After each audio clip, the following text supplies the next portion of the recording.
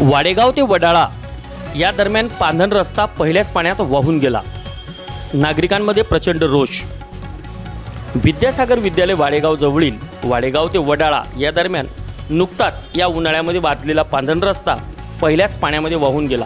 त्यामुळे नागरिकांच्या सोयीसाठी बनवण्यात आलेला हा पांधन रस्ता किती उत्कृष्ट दर्जाचा होता याचा नमुना येथे दिसून येत आहे।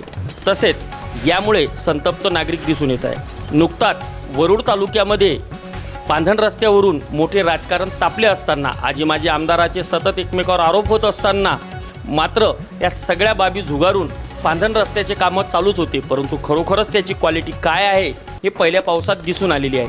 पहिल्याच पावसात वाडेगाव ते वडाळा येथील पांधन रस्ता वाहून गेल्यामुळे दिवाकरराव देशमुख यांच्या शेताजवळून सदरील हा रस्ता गेल्यामुळे दिवाकर देशमुख या रस्त्यासंदर्भात संबंधित नागरिकांना घेऊन सार्वजनिक बांधकाम विभागाकडे तक्रार करण्यात असल्याची माहिती घेण्यात आलेली आहे।